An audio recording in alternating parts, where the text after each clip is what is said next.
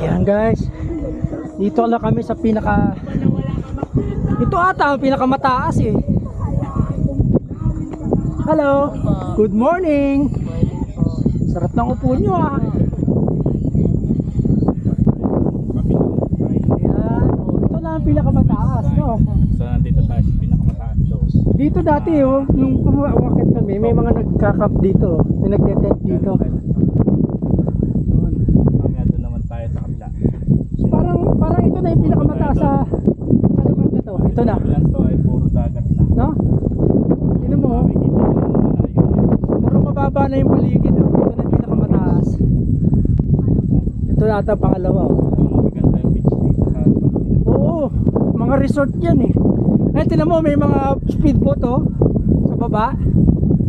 Ayun oh, may yate pa oh. Oh.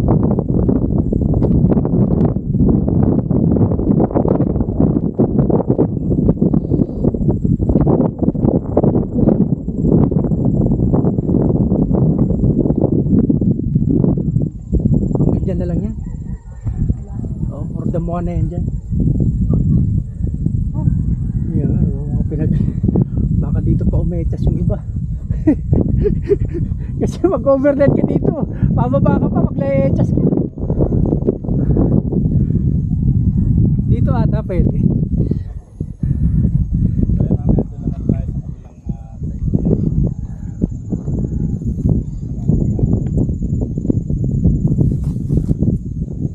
Andun ang daming bahay pa ron no?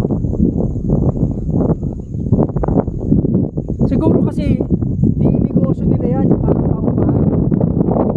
Bahay oh. Kasi may mga resort. Anilaw eh, yan yung anilaw eh. Oh.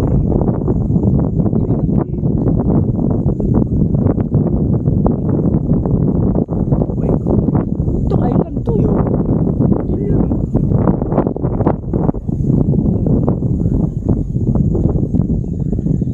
Diyan na ata yung ano yung masasaba yun. Masasabits. Tatawid dagat ka. Direkta talaga.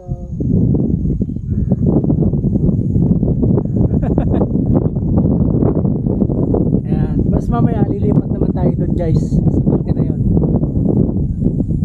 Ayan yung mga trail nila oh. Makita mo may mga ano sa baba.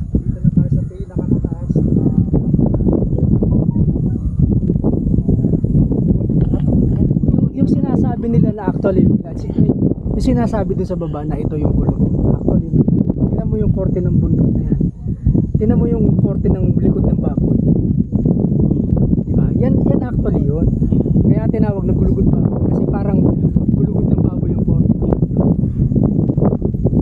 Anilaw na yun sa gilid? Oo, ito may mga beach may tayo pwede may sa dagat doon pagbaba. Ayaw kita mo may mga beach, may mga resort sa baba oh.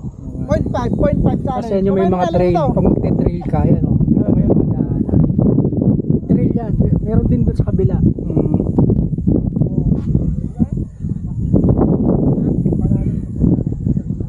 Oh, dito na tayo.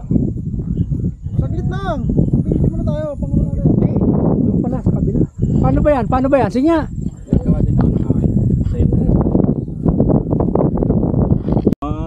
Okay.